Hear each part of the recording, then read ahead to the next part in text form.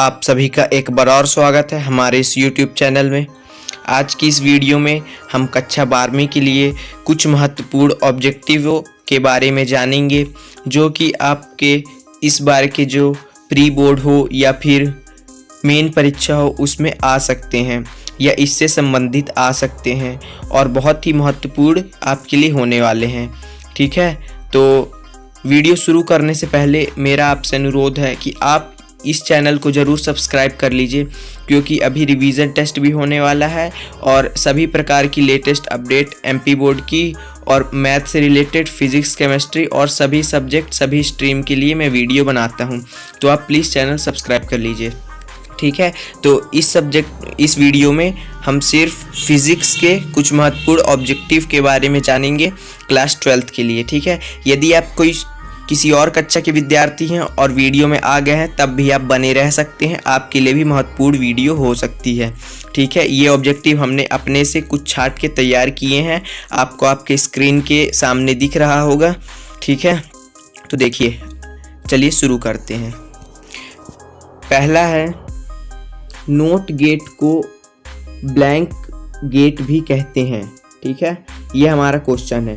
Note gate को blank gate भी कहते हैं। तो आपको सामने उत्तर भी दिख रहा होगा, लेकिन मैं आपको बता दूं, नोट गेट को इन्वर्टर गेट भी कहते हैं। ठीक है, नोट गेट को इन्वर्टर गेट भी कहते हैं। फिर अब दूसरे नंबर में चलते हैं। दूसरा नंबर है, ओम का नियम ब्लैंक है। तो ओम का नियम क्या है आपको पता होगा, V प्रोपोर्शनल टू IR होता है। तो जब प्रोपोर्शनल को हटाएंगे इक्वल टू, ठीक है, यहाँ सीधा सीधा ओम का नियम V equal to I into R होता है, तो उसको लिखते हैं V बराबर IR।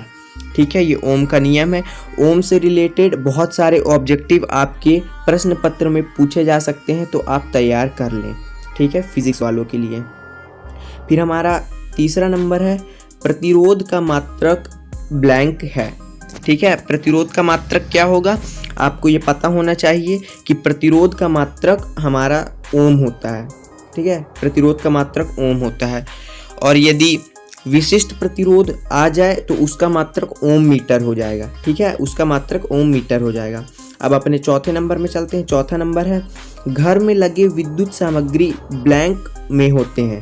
ठीक है, तो ये भी आपको पता होना चाहिए कि हमारे जो घर में सामग्री लगा होता है, जैसे कूलर, फ्रिज, हीटर, AC, कुछ भी चीज़, वो सभी समांतर श्रेणी में लगे होते हैं। ठीक है, समांतर श्रेणी में लगे होते हैं, ना कि पार्श्व क्रम में। ठीक है, समांतर श्रेणी में लगे होते हैं, यह आपको पता होना चाहिए और ये आ सकता है। बस यहाँ सामग्री की जगह यदि दे दिया जाए कि फ्रिज अन्य सामग्री किस में लगे होते, किस श्रेणी में, तो आपको समांतर श्रेणी लिखना है। ठीक है ना। अब पांचवें नंबर में चलते हैं। पांचवा नंबर है हमारा, धातुएं विद्युत की ब्लैंक होती हैं। तो ये आपको होना चाहिए, धातुएं विद्युत की सुचालक होती हैं। ठीक है, धातुएं जो होती हैं वो विद्युत की सुचालक होती हैं। और ये बड़ा क्वेश्चन भी बन सकता है कि धातुएं विद्युत की सुचालक क्यों होती हैं, कोई 5 कारण लिखिए। तो ये भी आप आराम से दिमाग लगा के लिख सकेंगे। ठीक है, और वीडियो को अंत तक देखिएगा। लास्ट में मैंने आपके लिए 5 प्रश्न छोड़े हैं, जिनका जवाब आपको कमेंट में ज़रूर लिखना है। अब छठवें प्रश्न में चलते हैं। ठीक है, हमारा जो छठवां प्रश्न है वो देखिए, आपको यहाँ दिख रहा होगा, ब्रूस्टर का नियम ब्लैंक है। ठीक है ना, ब्रूस्टर का नियम मतलब किसे प्रदर्शित करता है, तो ब्रूस्टर का नियम जो है वो हमारे प्रकाश के ध्रुवण को प्रदर्शित करता है। ये हमारे शायद इस बार के रिवीजन टेस्ट में भी आया रहा कक्षा 12वीं के लिए। तो ब्रूस्टर का नियम प्रकाश के ध्रुवण को भी प्रदर्शित करता है। अब प्रश्न क्रमांक अपने 7 में चलते हैं, यानी 7वें ऑब्जेक्टिव की ओर। तो हमारा 7वां ऑब्जेक्टिव था, विशिष्ट प्रतिरोध का मात्रक। देखिए, मैं बोला रहा ना, ये आ सकता है, बहुत इंपॉर्टेंट है। विशिष्ट प्रतिरोध का मात्रक ओम मीटर है और सिर्फ प्रतिरोध का मात्रक ओम है। ठीक है, अब 8वें नंबर में चलते हैं। हमारा 8वां नंबर है, प्रकाश किस प्रकार का तरंग है, आपको बताना है। ठीक है ना, ऑप्शन में कुछ भी हो सकता है, अनुप्रस्थ हो सकता है, अनुदैर्ध्य हो सकता है, या और कुछ हो सकता है। तो आपको ये पता होना चाहिए कि ये अनुप्रस्थ तरंग है। ठीक है, प्रकाश एक अनुप्रस्थ तरंग है। अब 9वें नंबर में चलते हैं, तो हमारा 9वां नंबर है बर्फ़ का अपवर्तनांक कितना होता है, यानी बर्फ़ का अपवर्तनांक ब्लैंक होता है। ये किसी भी तरीके से पूछ सकता है, आपको पता होना चाहिए कि बर्फ़ का अपवर्तनांक 1.31 होता है। ठीक है, बर्फ़ का अपवर्तनांक 1.31 होता है, ये आपको पता होना चाहिए। अब 10वें नंबर में चलते हैं, हमारा 10वां नंबर था, आपको हम दिखा देते हैं। ये 10वां नंबर है, नाभिक में कौन से कण उपस्थित होते हैं। ठीक है, आपको बताना है कि जो नाभिक होता है किसी भी परमाणु का, उसमें कौन कौन से कण उपस्थित होते हैं। तो ये केमिस्ट्री में भी पूछा जा सकता है और फिजिक्स में भी पूछा जा सकता है। इसका उत्तर होगा प्रोटॉन एवं न्यूट्रॉन। ठीक है फ्रेंड्स, इसका उत्तर हो जाएगा प्रोटॉन एवं न्यूट्रॉन, क्योंकि नाभिक में ये दोनों उपस्थित होते हैं और बाहर इलेक्ट्रॉन घूमते रहता है। ठीक है, वो गति करते ही रहता है। अब इसी के आगे बढ़ते हैं प्रश्न क्रमांक 10 की ओर, यानी 11 की ओर, आपको यहाँ दिख रहा होगा। आगे बढ़ने से पहले मैं आपको बता दूं कि आप हमारे टेलीग्राम चैनल से ज़रूर जुड़ जाइए, उसका लिंक आपको डिस्क्रिप्शन में मिल जाएगा और मैं कमेंट में पिन भी कर दूंगा कुछ समय के लिए। ठीक है ना, जो लोग जुड़ गए हैं उनको पता भी होगा कि मैं वहाँ जानकारी भेजते रहता हूँ।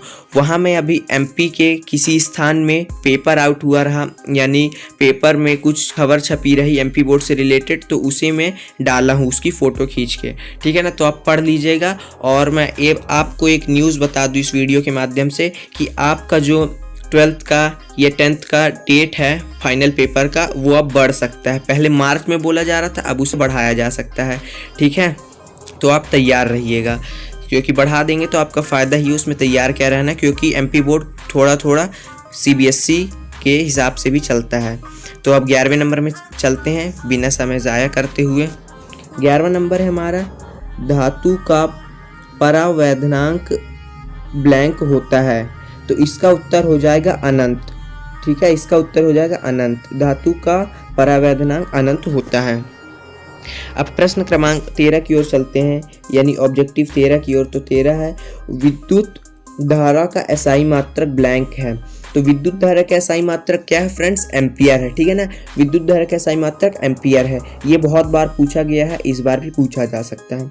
फिर हमारा 14वां ऑब्जेक्टिव है, ध्रुव प्राबल्य का एसआई मात्रक क्या है। तो इसका एसआई मात्रक होगा बेवर। ठीक है, बेवर है। शायद इस बार प्रीवियस टेस्ट में ये पूछा भी गया रहा। मैं आपको बता दूं कि आप एसआई मात्रक से संबंधित प्रश्न तो तैयार कर ही लीजिए, ऑब्जेक्टिव के लिए ये बहुत पूछे जाते हैं। ठीक है ना। अब 15 नंबर में चलते हैं। तो क्वेश्चन है, 1 फैरेड बराबर ब्लैंक स्थित फैरेड। आपको बताना है कि 1 फैरेड ब्लैंक स्थित फैरेड के बराबर होता है। तो वो कितने, 9 × 10⁻11। आपको दिख रहा होगा, यहाँ फिर मैं लिख दूँ 9 × 10⁻11 फैरेड स्थित फैरेड के बराबर होता है 1 फैरेड। अब इसी के 16वें नंबर पे चलते हैं। 16वां नंबर है, पृथ्वी का विभव ब्लैंक होता है। तो पृथ्वी का विभव कितना होता है, 0 होता है। आपको ये पूछा जा सकता है किसी भी एग्जाम में, पृथ्वी का विभव 0 होता है। अब चलते हैं अपने 17वां नंबर की ओर। तो 17वें नंबर में बल का एसआई मात्रक, ये आपको बताना है। मैंने बोला रहा ना कि अंत में आपको मैं बताऊंगा कुछ 5 या 4 प्रश्न जिनके सवाल आपको देना होगा। तो देखिए वो प्रश्न है, बल का एसआई मात्रक क्या होता है और बल का विमीय सूत्र क्या होता है। ये 17वां 18वां हो गया। अब 19वां और 20वां भी देख लेते हैं। ठीक है, 19वां और 20वां है हमारा यहाँ पास, आपको दिख रहा होगा। BH तथा I में संबंध लिखिए। तो BH तथा I में क्या संबंध है आपको पता होना चाहिए, आप कमेंट जरूर करिएगा। ठीक है ना, कमेंट जरूर करिएगा इन चारों प्रश्नों का सवाल, तभी समझ में आ पाएगा। 20वां नंबर है, उत्प्रेरकत्व का मात्रक क्या होता है। ठीक है, स्वप्रेरकत्व का मात्रक क्या होता है।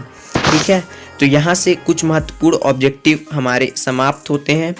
मैं आपको बता दूं फ्रेंड्स कि प्लीज़ आप टेलीग्राम चैनल ज़रूर ज्वाइन कर लीजिए। वहाँ मैं पल पल की खबर डालते रहता हूँ, क्योंकि यूट्यूब में कोई भी वीडियो बनाने में बहुत समय जाता है। यदि नई अपडेट आई तो उसमें बना नहीं पाते तुरंत, पर उसमें हम तुरंत पोस्ट कर सकते हैं, क्योंकि एक व्हाट्सअप जैसे ही वो होता है। तो आप प्लीज़ वहाँ जाके हमारा चैनल ज्वाइन कर लीजिए, आपका बहुत ही भला हो जाएगा और बहुत सहायता हो जाएगी। और ये चैनल तो ज़रूर से ज़रूर सब्सक्राइब कर लीजिए, ये बहुत महत्वपूर्ण आपके लिए होगा। थैंक्स।